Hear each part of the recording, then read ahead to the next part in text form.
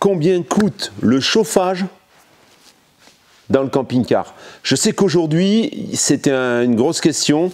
Est-ce que je passe au camping-car? Parce que là, tout explose. Et justement, je voulais t'éclairer sur le coût réel du chauffage. Moi, par exemple, ici, en ce moment, je suis dans un hangar, hein, donc je suis relativement à l'abri. Je ne suis pas vraiment au froid. Malgré ça, j'ai quand même une consommation.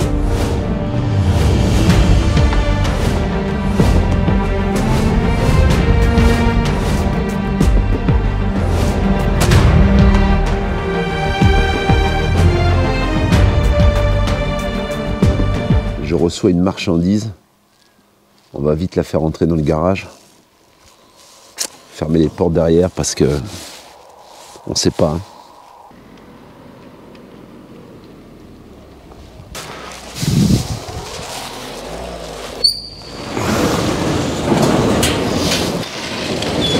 Allez, on fait la livraison de la marchandise. J'espère qu'elle ne s'est pas fait checker et suivre par les condés. Recule, recule, recule, recule. Là, non, mais là, tu vas dans le camping-car, par là-bas. On a choisi le chauffeur, mais bon. Voilà, mets en droit. Voilà, viens, viens, viens, viens, viens, viens. On l'a peint de quelle couleur? On l'a repeint de quelle couleur? Kaki. Kaki, c'est parce que comme on a un marchandise derrière, j'espère que c'est fait attraper. Le Go Fast. T'as vu Go Fast pour rentrer un peu? Mais il fallait pas me dire. Ouais, bah bon. Quand je t'écoute, je sais pas quoi faire. On est dans la petite maison d'Eva. Il y a du bordel partout. Tu vois, là, il y a un morceau de cabinet. On va changer les toilettes. On va tout changer. Ah, mais tout changer. Non, pas tout changer les toilettes. On va changer le radiateur. On va mettre des serviettes. Voilà, je t'emmène donc dans le lieu du crime. Donc voilà, on a déjà déballé les tartissoirs, ils sont là. On appelle ça les tartissoirs, nous, dans le Nord. Ça va gerber aussi, ça. Elle va changer l'évier, elle va mettre un petit meuble où elle peut ranger des choses. Et là, on a enlevé déjà le petit radiateur qu'il y avait ici. Et elle a acheté un sèche-serviette qui est ici. Voilà, sèche-serviette électrique, 750 watts. Le radiateur qui était en place était à 1000 watts.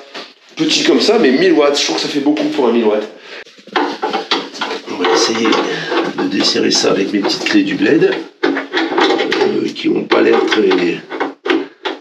En fait, pourquoi je vais...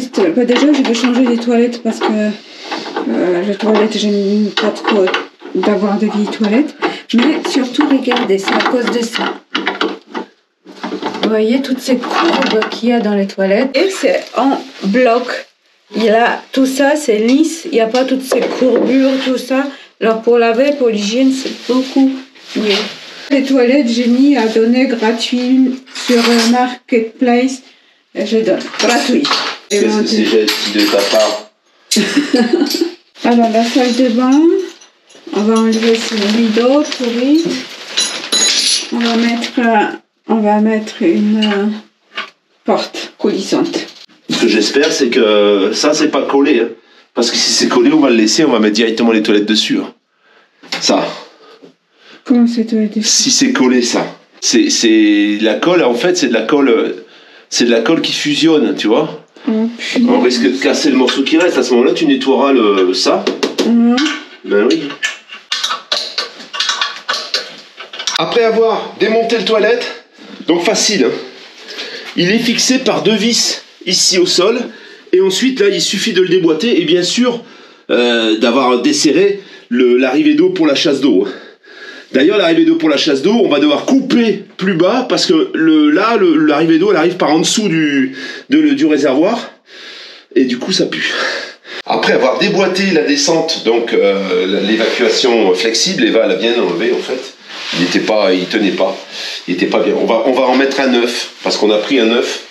Pour en avoir un tout propre quoi, avec un joint neuf. Voilà, ça coûte pas très cher, ça coûte environ 16 €, c'est ça, Eva? Je crois même pas. Même pas, voilà, une douzaine d'euros, enfin voilà. Donc on va mettre ça à la place, et ensuite on va venir emboîter le toilette dedans. Au préalable, je vais d'abord modifier l'arrivée d'eau. Là, on a recoupé donc le tuyau en cuivre, qui arrivait jusque là. Là donc, on a mis un raccord rapide, alors c'est très simple, hein. Une fois que tu as coupé, tu l'enfonces, et ça fait étanchéité avec le recul. Si tu veux l'enlever, tu es obligé d'appuyer avec souvent avec un outil spécial, et tu peux enlever le raccord. Et ça fait étanchéité sans avoir besoin de faire de soudure. Voilà, ensuite ce qu'on fait, c'est qu'on va monter un petit robinet tout neuf avec des joints, donc à chaque fois les joints papier là pour que ce soit étanche, quoi. Voilà. Alors là ici on n'a pas la colle malheureusement. On a pu enlever le tuyau qui était pas collé. Je pensais qu'il était collé. Du coup là cette fois-ci, demain on va venir avec de la colle spéciale et on va en coller le tuyau pour que ça tienne. Là je viens d'installer les toilettes. Enfin, je viens d'installer, je ne les ai pas installées. Là, on attend demain que j'amène la colle. Ici, on a mis le raccord, là, tu vois, pour pouvoir fixer l'arrivée d'eau. Et là, derrière, il y a les talons, les 2 talons, là, ici, que j'ai vissés au sol. Et qu'ensuite, quand je vais avancer les toilettes, quand je vais les avancer, eh ben, il y a un trou, là, qui va venir coïncider avec les talons. Là derrière, tu as Eva qui est en train de se doucher, que tu vois pas parce qu'il y a le rideau et qui est en train de se doucher. Mais si ça me verra, Pascal. Non. C'est pas mal parce qu'on fait les magasins de bricolage et ça me donne des idées pour le camion en fait. On a vu par exemple la cuisine, pour sa cuisine. T'entends? Elle a froid. J'ai vu chez Brico Dépôt, il y a du mobilier vraiment super sympa, qui a l'air aussi costaud, parce que bon, quoi qu'on puisse en dire, aussi costaud que du Ikea, avec des coloris vachement plus sympas. Donc il y a de fortes chances que je me sers un petit peu dans les blocs cuisine, etc., pour faire mon aménagement. Parce que je compte quand même pas y passer 3 ans, hein. Donc je pense que je vais m'aider avec des choses qui existent déjà quand même, hein. Alors, on va fixer l'abattoir, comme dirait Eva. Elle dit quand même, il doit bien y avoir d'autres abattoirs quand même adaptables là-dessus quand même. Hein, Pépette? Un abattoir? Bah oui. On va mettre un abattoir là, pour pouvoir mettre sa cucu dessus. J'étais pas loin. On a terminé les tartissoirs. Eva, elle va pouvoir l'essayer. Tu prends la caméra avec pour essayer, Pépette? Toi, quand il va aller, je vais te filmer. C'est un drôle de problème parce que en fait c'est des vieux trucs. Ils ont la descente là, elle sort à peine.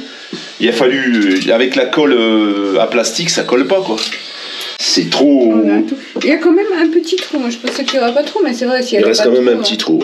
Mais on voit plus du tout la descente en fait. Avant on voyait le tuyau, maintenant on voit plus. C'est super bien fait. Franchement, je sais pas combien tu l'as payé cette toilette, Pépette. Pas énormément ça. Chez Brico Dépôt. 160. On est allé voir chez Monsieur Bricolage, faut compter le double. Facile. Voilà, tu vois, ça c'est bien fini, c'est joli, c'est impeccable. Même là, tu vois, il y a des finitions sur les vis, sur les côtés, c'est vraiment chouette. Vraiment toilette haut de gamme. Tu mettras les mêmes dans ton camion? Je pense, ouais. Avec une fosse septique en dessous. Et tu vois ça, quand tu veux démonter l'abattant, là t'appuies et l'abattant regarde. Oh la vache. Il descend tout doucement. Pour pas que tu te pinces ici. Voilà. C'est nickel. Ça fait un peu comme l'opération chirurgicale. La clé 28, la clé 24. Et moi, il faut vite que je lui donne, sinon il s'énerve. Là, il n'y a pas d'eau nulle part. Maintenant, Eva va essayer en direct les toilettes. Eva? Oui. Allez, on attend. Attends, d'abord, je nettoie. Tu fais quoi? Tu nettoies? Demain, on fera un joli joint, d'accord? Tu vas faire caca ou tu vas faire pipi, Eva? Qu'est-ce que tu as choisi de faire? Pipi caca. Pipi caca? Non, pipi caca. Pipi caca. Bon, ça veut dire il va y avoir certainement des trucs pas catholiques, hein. Je cherche pas à savoir ce qui va se passer. Allez, elle enlève son pantalon. Non, d'abord ses gants. D'abord, elle enlève ses gants. Voilà. Il y en a qui en rêvent, hein. Il y en a qui en rêveraient de voir Eva faire caca. Allez, Eva. Cheveux. Et allez, le pantalon qui va descendre, attention. Ah bon, pourquoi? T'as déjà vu la toilette qui s'enfonce dans les fesses, toi? Elle est pas nette quand même, hein. Elle est un peu bizarre, hein. Un toilette qui s'enfonce dans les fesses. C'est formidable, les toilettes s'enfoncent pas dans les fesses. Quelquefois, ça fait mal au cucu. Ah, quelquefois ça fait mal au cucu, les toilettes, je savais pas. Petit sèche-serviette des familles qui marche bien. Donc voilà, on vient de changer. Il y avait un petit radiateur, un petit radiateur électrique, un convecteur. Et à la place, on a mis un joli sèche-serviette, juste en face des Wawa, tu vois. On a laissé les porte-manteaux, on l'a mis un peu bas. Comme ça laisse les porte-manteaux. Alors, oui, il est un peu près du mur, mais bon, de toute façon, là, on n'a pas trop de choix. C'est chou. Chouf, la gazelle. Alors, ensuite, donc là, on va plus toucher à la salle de bain pour le moment, mais ça va gerber. Tout ça, là, il va y avoir un joli petit meuble avec un meuble ici au-dessus qu'Eva a déjà repéré chez Brico Dépôt. Et on se demande si on va pas changer ce bac à douche. Ça, c'est Eva qui va décider. Moi, je trouve qu'il est plutôt bien, mais elle trouve qu'il est pas beau. Donc, elle voudrait une douche à l'italienne. C'est pas qu'il est pas beau, c'est qu'il y a la place perdue, plein de bricolage. Voilà. C'est des bricolages, elle n'aime pas les bricolages, elle a dit. Ça, c'est les voliges à Eva. Attends, je vais te montrer maintenant, on va aller de l'autre côté. Je vais te montrer un peu la place qu'elle a. Ça va Eva? Voilà, bon, heureusement on va pas loin. Hein. Si on se fait pas arrêter, c'est amendable ça? Non. Ah, je pense, ouais, parce que là, regarde un peu. Ça, c'est quand, voilà, c'est quand on roule en Audi TT, on n'a plus de break. Grâce, voilà, Eva, elle dit, oh la TT, elle est chouette. Hein. Par contre, on met rien dedans. Et ça, tu vois, c'est la Citroënique. Voilà, il y a un radiateur, il y a les toilettes, il y a le lambris, là. Alors là, on est dans la chambre d'Eva, en fait. Hein. Voilà, donc le sommier pourri, là, tout ça, ça va gerber. Et maintenant, on va enlever tous les quarts de rond, là, qui font les angles, parce que, tu vois, le plafond est un peu déformé. Là, on va rhabiller avec du bois, parce qu'Eva, elle veut couleur bois. Alors, comme elle voulait pas garder ce lambris, ben, on va le rhabiller. Elle n'a pas donné le tableau. Une belle toile comme ça, qui veut un beau tableau? Voilà, tout se détache très vite, très facile. C'est vraiment... c'est fait de briques et de broc, on va dire. Ce qu'il faut savoir, c'est que ça, c'est 35 mm d'épaisseur, ici, et que malgré que ce soit isolé, c'est quand même un vrai gruyère. À l'avant, par exemple, la cabine, elle laisse passer énormément d'air. Alors même avec deux protections thermiques, une à l'extérieur et une à l'intérieur, eh bien, oui, on limite un peu les pertes, mais ça reste quand même, tu vois, toutes les jointures de porte, la cassette, par les serrures, un peu partout en fait. Hein, et on ne peut pas comparer l'isolation d'un camping-car à une maison. Je vais t'en parler après, tu vas voir que chauffer une maison comme celle d'Eva, il n'y a pas tant de différence, on va en parler. Alors comment je suis chauffé? Moi je suis chauffé, au préalable j'avais une chaudière Ebers pas cher qui réchauffait donc l'Aldé, tu vois, ça c'est l'Aldé. Ça vient ceinturer le véhicule, il y a des petits radiateurs un peu partout, des tuyaux, et cette eau elle est réchauffée par cette chaudière Aldé qui fonctionne aux deux énergies, ça veut dire qu'elle fonctionne et au 220 et au gaz. Pour mon compte personnel, le gaz, moi c'est du GPL, j'utilise du GPL, on va en parler, on va faire les comparaisons. Mais quand je suis dans le hangar, pour m'éviter d'aller remplir les bouteilles au GPL, ce qui me gonfle, hein, parce que ça fait du déplacement et puis tu en consommes une bouteille te fait un peu moins d'une semaine, donc forcément, je préfère me chauffer à l'électricité. Et on va faire le comparatif justement des coûts. Alors, ça c'est mon premier chauffage, qui fonctionne donc aux deux énergies, ça me permet de pouvoir comparer les deux. J'ai installé en sécurité, parce qu'on a parlé beaucoup de pénurie de courant et de pénurie de gaz, du coup je me suis dit, il vaut mieux avoir une énergie complémentaire, et je me suis installé ce petit H-Calorie 5 kW, qui fonctionne donc au gasoil. Alors je n'ai pas encore testé, je vais avoir l'occasion de le faire, je n'ai pas encore testé avec d'autres énergies, je sais par les témoignages que vous m'avez apportés sur les commentaires, que ça peut tourner avec autre chose, parce que là il est clair qu'en ce moment le gasoil c'est pas du tout intéressant, mais ça me permet de voir un petit peu combien je consomme et est-ce que réellement je vais faire une économie en me chauffant avec ça. On va en discuter tout de suite.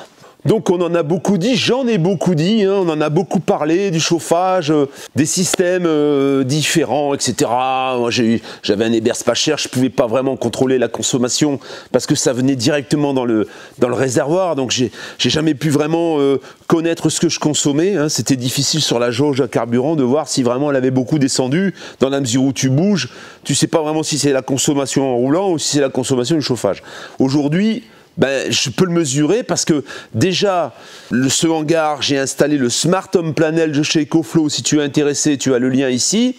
Il y a d'ailleurs 5% toujours, qui me permet de pouvoir mesurer toutes les consommations journalières, même par heure en fait. Alors c'est pas le seul avantage, mais moi c'est un gros avantage parce que du coup je peux parler de quelque chose que je sais. Et on peut éviter les approximations. Alors pour te montrer, tu vois, ça c'est la consommation journalière depuis minuit. On est à 16 kg 42. Il y a ça de branché. Alors après, je sais où elle est branchée, je sais sur quelle prise je l'ai branchée. Je peux donc aisément savoir, tu vois là par exemple, j'ai les crêtes en fonction de l'heure. Hein. Donc je sais que là par exemple, qui fait la journée, c'est ce que tu as consommé sur la totalité de la journée. Les nuits sont plus fraîches, donc forcément la nuit, ben, on voit en effet, il y a des crêtes de consommation qui sont plus importantes. Ce qui va donner juste pour la prise qui concerne le camping-car, donc la prise elle est checkée sur un disjoncteur particulier, ce qui fait que je peux vraiment savoir ce que le camping-car consomme. Eh bien, on a 24 kW en moyenne. Ça veut dire que quelquefois ça monte à 32, quelquefois ça descend à 21. Mais en moyenne sur le mois, on est sur 24 kW. Essentiellement, cette consommation est essentiellement imputée à l'ALD. Ça veut dire que l'ALD va chauffer, alors l'eau chaude, moi je l'éteins la journée, hein, mais ça va chauffer l'eau chaude, ça va faire l'eau chaude et ça va en même temps chauffer le camping-car. Donc 24 kW, si tu as une maison, tu peux un peu comparer, je vais t'en parler tout de suite. 24 kW dans la maison d'Eva, puisqu'on vient d'allumer les radiateurs électriques quand on est arrivé, puisqu'en ce moment on bricole un peu chez Eva, on change des choses, hein, tu as dû le voir dans cette vidéo, tu vas le voir en suivant. Eh bien, curieusement, elle a 3 niveaux, donc elle a le rez-de-chaussée, la pièce où il y a la petite salle de bain, etc. Tous les radiateurs sont allumés, y compris le sèche-serviette qu'on vient d'installer, et elle consomme 24 kW la journée. Voilà. Sa maison est classée en énergie, elle est classée C, ce qui n'est pas mauvais. Donc elle est plutôt bien isolée. Quand on dit je vais faire une économie en chauffage, si tu restes dans l'endroit où tu étais, c'est-à-dire là où il fait un peu froid, bah, tu feras aucune économie. L'économie que tu vas faire, c'est ici éventuellement, tu t'expatries et tu t'en vas à l'autre bout de l'Europe pour pouvoir descendre un peu tes consommations d'énergie. Si par contre tu travailles et que tu vis dans ton camping-car, tu vas payer la même chose. Ça veut dire que tu achètes une petite maison. On fera la comparaison parce que c'est vachement intéressant. La maison, elle a payé le prix d'un camping-car en fait, tu vois. Et en consommation, si ça se trouve, elle va pas consommer plus que là-dedans. C'est pour que, voilà, c'est pour les gens qui sont pas foncièrement attirés au départ par ce mode de vie, mais qui se disent ça peut me faire des économies.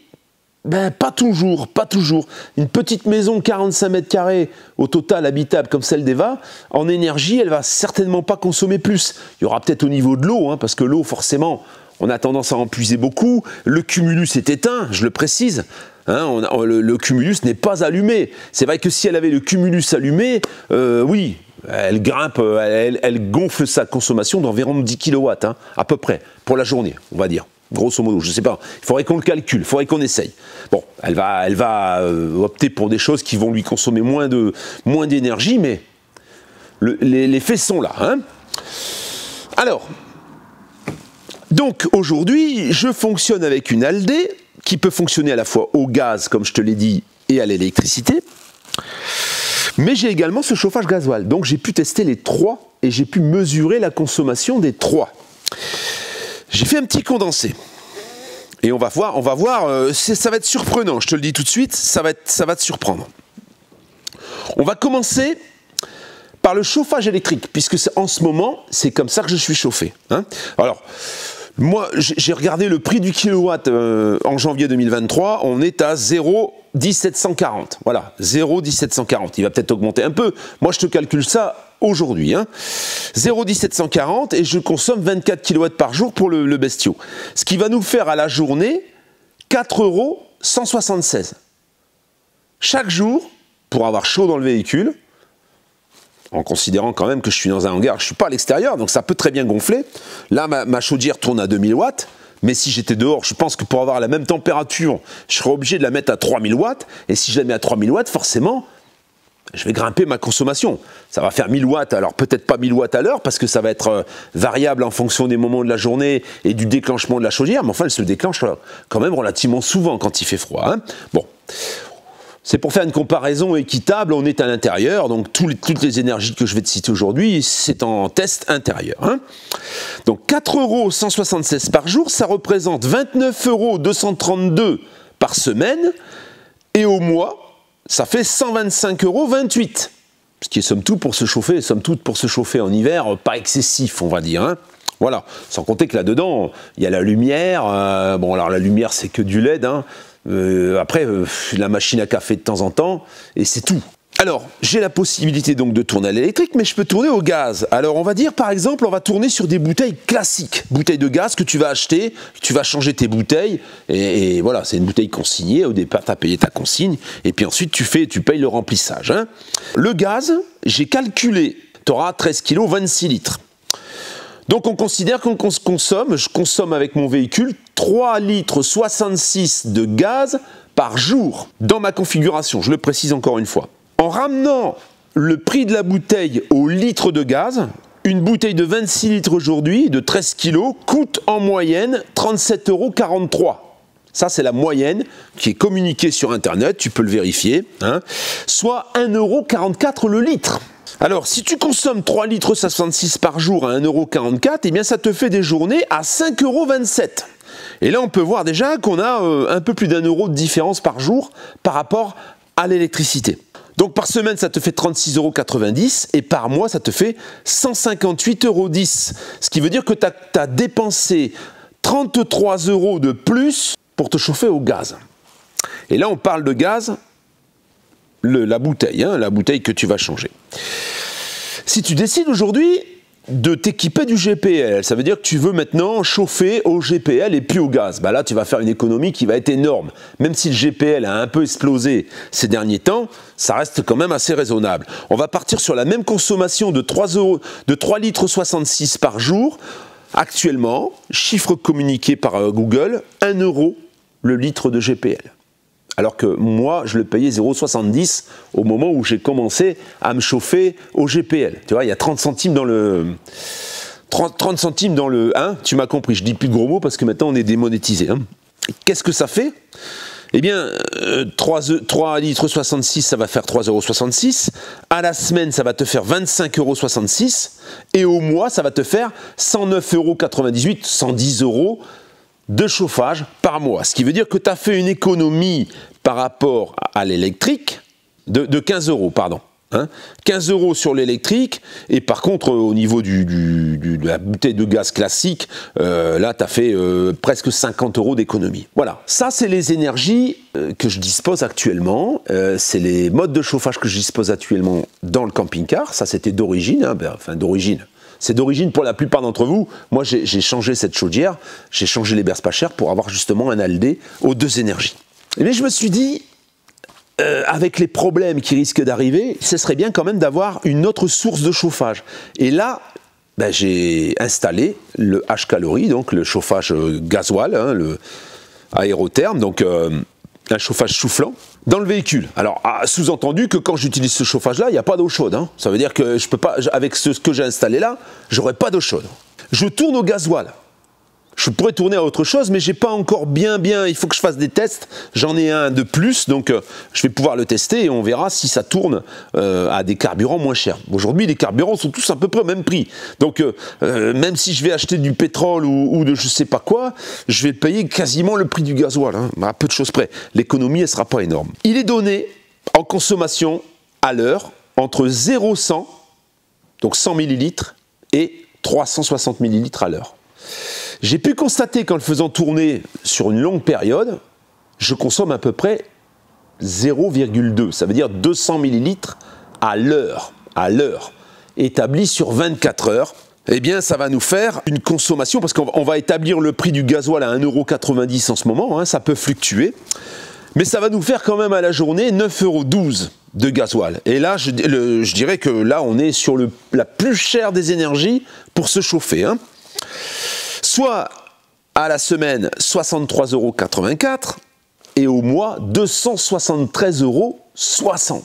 Donc, ce chauffage gasoil doit être utilisé avec parcimonie. Parce que si tu n'as que ça, alors il y en a certains qui vont pouvoir témoigner certainement avec vos fourgons, etc. Il y en a beaucoup aujourd'hui qui sont sur du chauffage gasoil. Ça donne quand même à réfléchir parce que ça fait quand même assez cher le chauffage. Hein. Là, pour un camping-car, si tu dois te chauffer et que tu dépenses 273 balles par mois, c'est énorme. Voilà.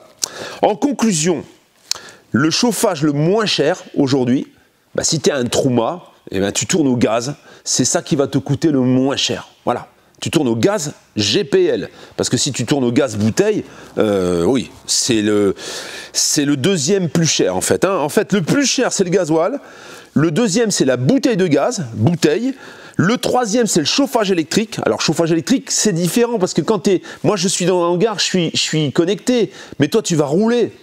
Donc, tu vas t'arrêter dans des endroits où tu peux te connecter. Si tu te connectes gratuit au chauffage, c'est 0 pour toi, tu vois. Mais aujourd'hui, avec l'augmentation du courant et tout, il faudrait que j'aille contrôler dans les stations, dans les endroits où tu peux stationner, voir s'il y a toujours du courant sur les prises. Parce que si tu n'as pas de courant sur les prises, ben oui, tu es bien obligé de trouver une source de chauffage. Et si tu vas dans un camping-car park, malheureusement, alors, camping-car park, je suis arrivé à tourner à 2000 watts. Mais quand il fait vraiment très froid, si 2000 watts et puis qu'en plus tu allumes autre chose électrique, eh ben ça pète en fait. Hein. Donc 2000 watts c'est vraiment la limite et je pense que ça marche quand vraiment les 2000 watts ne sont pas sollicités. Hein. Si vraiment il fait très froid et que c'est sollicité, à mon avis ça pète. À mon avis tu es obligé de passer à 1000 watts et à 1000 watts tu te chauffes pas. Hein. Tu te chauffes, tu as 14 degrés dans le camping-car. Si après, voilà, après c'est toute une histoire de t'es frileux, t'es pas frileux. Hein. Moi je sais que dans mon camping-car, voilà, je suis chauffé comme dans une maison, quoi. Hein. Donc forcément, je vais pas parler de température parce que je vais me faire alpaguer, je vais me faire descendre. Hein. Mais voilà. J'ai trouvé que c'était assez intéressant parce que quelquefois on peut se diriger vers une source ou une autre. Quelquefois on peut se faire une idée aussi que ça rejoint un peu la dernière vidéo que j'ai faite sur la probabilité d'habiter dans un camping-car ou pas. Hein, quand on a une décision à prendre et qu'on trouve que tout est devenu trop cher et qu'on se dit tiens, je vais aller habiter dans un camping-car, bah, et selon l'endroit où tu es, voilà, tu vois, c'est pas forcément économique. C'est pas forcément, ça va pas forcément être du simple au double. Hein. Ça, faut bien le mesurer aussi, parce que voilà, il y en a certains qui peuvent dormir et vivre sans chauffage, hein, on en voit. Hein. Sur YouTube, on voit des gens qui se sont très bien, ils ont une couverture, des grosses couettes, des machins. Bon, voilà, hein, on peut vivre dans l'extrême. Hein. Il y en a qui vivent dans du carton, dans une porte cochère aussi. Hein. Donc moi, je te parle d'une situation où tu auras le même confort que chez toi, grosso modo, au niveau du bien-être. Hein. Je te parle pas du côté extrême de la chose. Hein. L'extrême, on peut tous y passer. Hein. C'est juste une volonté de le faire. J'ai trouvé que c'était assez intéressant parce que c'est pas quelque chose qu'on mesure. Hein. C'est pas quelque chose dont on prend le temps de calculer. On va pas prendre le temps de dire tiens combien ça me coûte réellement.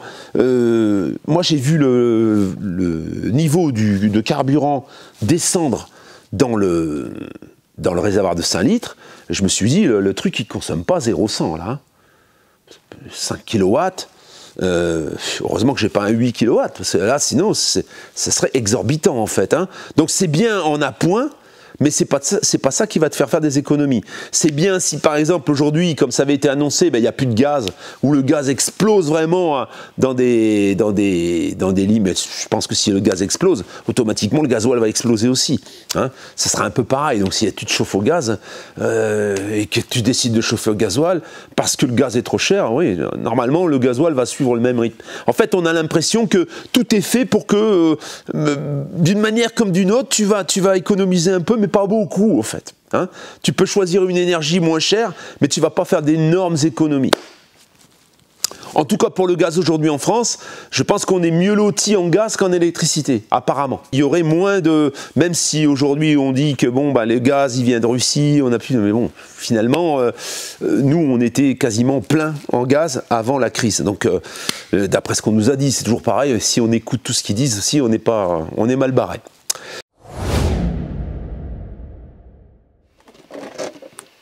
Une cellule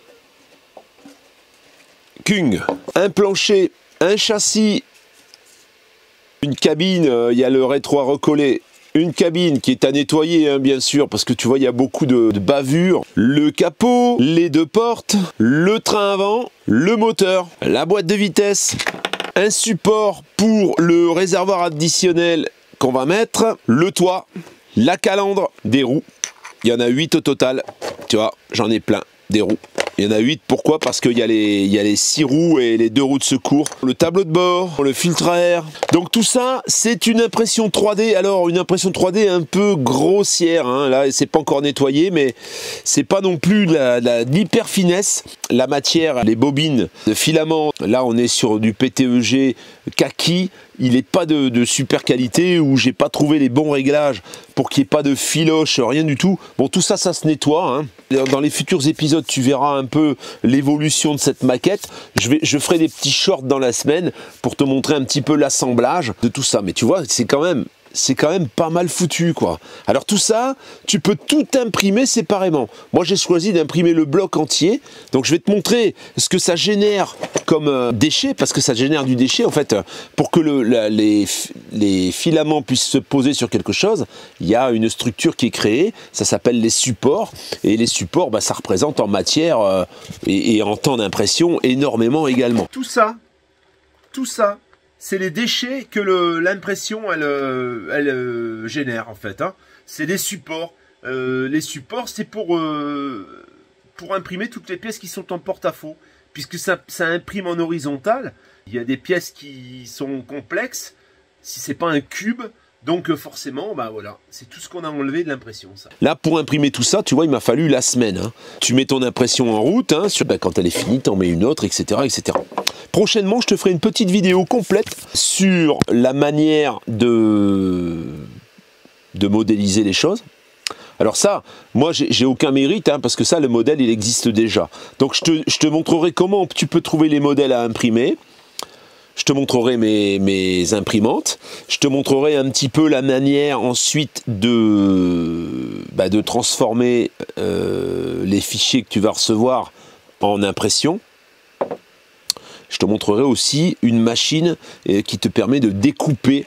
Ça, tu ne l'as pas encore vu dans mes vidéos, mais une machine qui te permet de graver et de couper au laser des matières. Tu peux même graver le verre, mais tu peux également couper du bois jusqu'à 20 mm à la manière d'une CNC. Une CNC, alors une CNC, qu'est-ce que c'est? C'est une machine qui est assistée par ordinateur pour faire des découpes. Par exemple, aujourd'hui, il y a beaucoup d'aménageurs, quand ils fabriquent leurs meubles, eh bien, ils rentrent tout dans une CNC, hein, ils rentrent dans un ordinateur les pièces à découper, ils font comme on peut le faire sur une imprimante 3D, et ensuite c'est la machine qui vient couper toutes les pièces, ils n'ont plus qu'à les détacher et à les assembler. Ça, c'est une CNC, donc moi, c'est pas une CNC hein, que je vais te montrer, ce sera une machine à graver et à découper à laser, voilà. En plus des imprimantes que j'ai déjà, qui vont me permettre de découper des éléments. Et aujourd'hui, tu peux faire de la petite production chez toi très facilement. Tu pourrais, par exemple, imprimer de la pièce comme ça. Tu peux avoir tout type de véhicules, tu peux avoir des maisons. Tu peux... En fait, ça s'appelle des fichiers STL. Si tu regardes un peu ce que tu peux avoir sur Internet, tu marques fichier STL et tu vas tomber sur des sites qui proposent des modèles.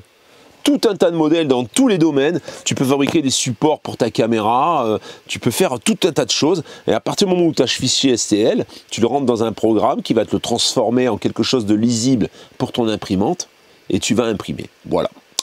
Voilà, donc je tenais à vous montrer ça parce que ça y est, il ne manque plus que les sièges intérieurs de la cabine et puis j'ai toutes les pièces. Je vais pouvoir assembler l'ensemble et ce qui m'intéresse surtout, c'est de transformer l'aspect visuel du véhicule extérieurement. Alors je pourrais le faire en 3D sur un logiciel de montage, mais je trouve que c'est beaucoup plus ludique de le faire sur une maquette et ça va permettre de voir un petit peu comment je vais transformer les volumes de cette cellule sans la dénaturer pour pouvoir en faire un véhicule un peu plus spacieux et dans lequel je vais pouvoir disposer tout ce que j'ai envie de disposer à l'intérieur, tout simplement.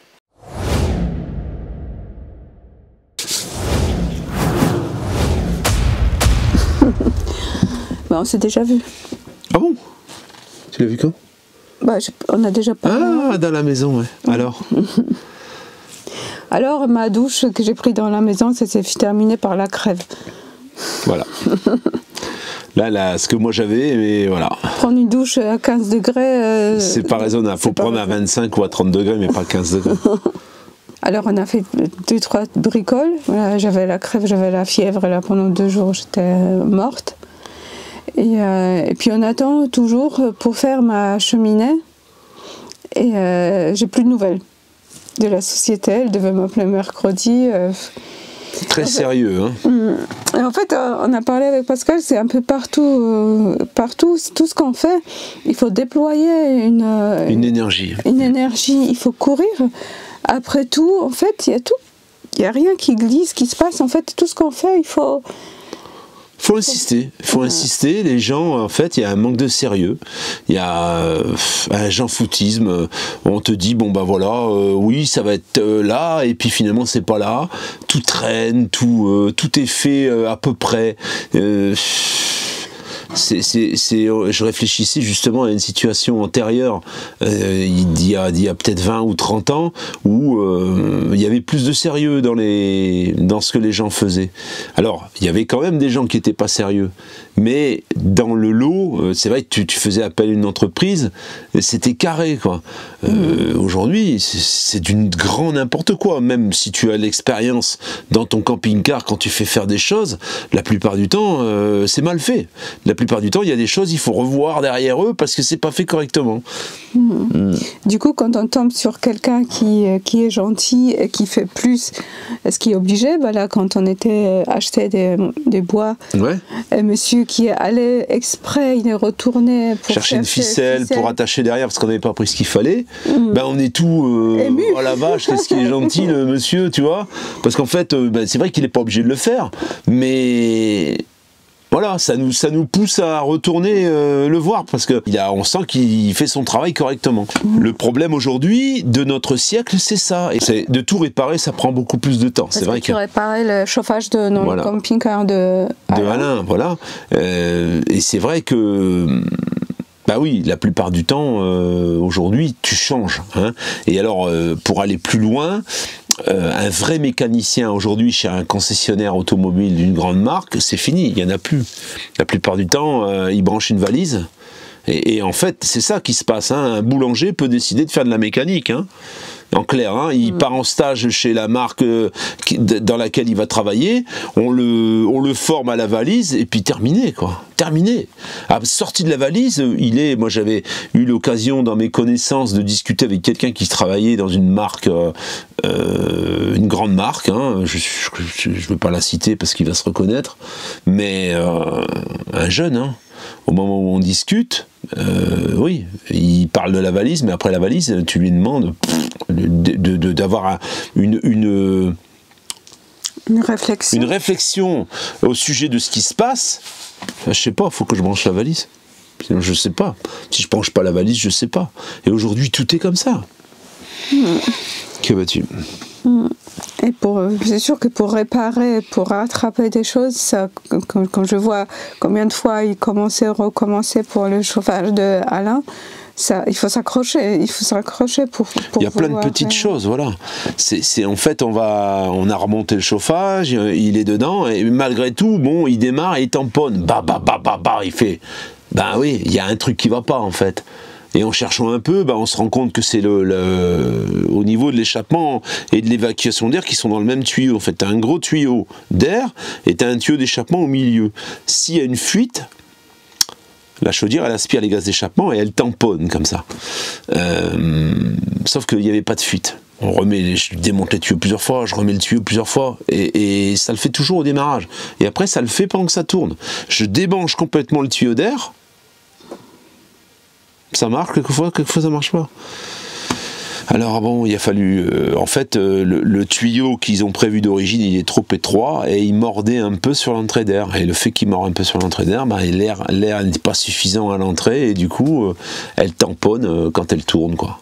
Voilà, bah, on a trouvé, mais c'est vrai que ça a été... il faut se donner la peine. Et au moment où tu répares, quelquefois ça marche pas du premier coup, donc il faut recommencer et il faut rechercher ce qui va pas. Et aujourd'hui, bon oui, tout ça, on s'en fout. Mais il n'y a pas qu'en France. Hein. La Pologne, il y a certains contacts que tu as en Pologne. C'est foireux aussi. Hein. C'est pas partout, je pense que c'est pas. C'est foireux. Hein. Un peu. Ouais. Pareil. C'est peut-être stupide de dire avant c'était pas comme ci, avant c'était pas comme ça, mais c'est vrai que même par rapport au matériel, quand on regarde, malgré qu'il y avait moins de technologie, tout était plus robuste, plus solide. Bah, moi je me dis toujours, le camping-car que j'ai vendu à Alain, quand je regarde, c'est impressionnant qu'il y a tout qui marche, c'est archaïque et tout marche, mais comme une horloge, tout démarre, tout, et de nos jours, on ne pourrait plus faire tout ça, avec c'est fini. Tout l'électronique. Alors c'est dans tout, on voit ça dans le service par rapport aux gens, dans le matériel, dans tout, malgré qu'on va vers progrès, on dirait que ça... Je sais pourquoi on était venu à cette réflexion, on parlait de la médecine. Ce qu'on a en ce moment, les médecins ne savent pas ce que c'est. Il y a dans mes connaissances quelqu'un qui a eu la même chose que moi, on lui a diagnostiqué une tuberculose. Puis finalement, quelques temps plus tard, c'était pas la tuberculose. Mon deuxième cousin, sa fille, elle contracte quelque chose. Comme son père a eu la maladie de Charcot, c'est au niveau de la respiration, hein, c'est dans les voies respiratoires, sa fille, c'est forcément ça. Donc le médecin, il ne diagnostique rien, il fait des hypothèses en fonction de l'historique. Mais il ne sait pas, lui. Et au final, après l'examen et tout, non, c'était pas ça. C'est la même chose que ce qu'on a nous, en fait. Tu vois ? Donc, tout est comme ça, tout est fou le camp. Et moi, je me souviens des médecins de famille, des anciens médecins. Nous, on allait voir un médecin qui s'appelait Docteur Osekash, dans le nord de la France. Mais c'était un médecin, il était excellent, quoi. Tout était très résolu tout de suite. Il avait un professionnalisme. Il n'était pas obligé d'ouvrir un bouquin pour te dire ce que tu avais. Tu vois ? Enfin voilà. Voilà, c'est notre petite réflexion, c'est qu'on se dit qu'aujourd'hui, tout fout le camp. Et je disais justement à Tony ce matin, Tony, le plus important, c'est tout ce que tu apprends là en ce moment, en dehors de l'école, tout ce que tu apprends à côté. Tu vois, tu vas apprendre par exemple à faire du montage vidéo, tu vas venir avec ton père, tu vas faire ci, tu vas faire là. Ça, c'est le plus précieux de ce que tu peux avoir pour plus tard en fait.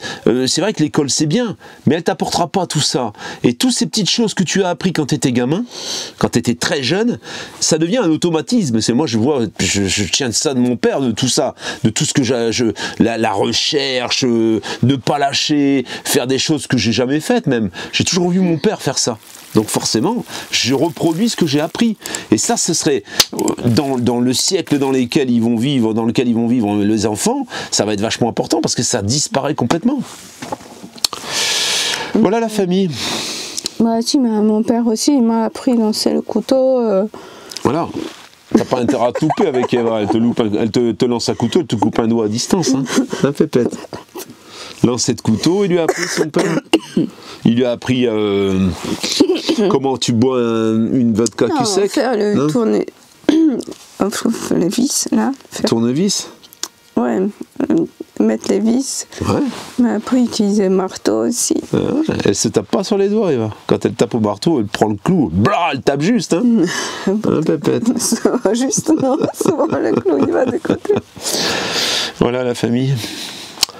Bon, ce mardi, on va filmer un véhicule. Le premier d'une série assez... Il y en aura quelques-uns, là, quand même. Hein. Si tu es en recherche de véhicules, on va t'en proposer quelques-uns sympathiques et intéressants. Et dans le prochain épisode sur ma maison, on va faire le toit dans la chambre. On va faire du bricolage. Le faux plafond.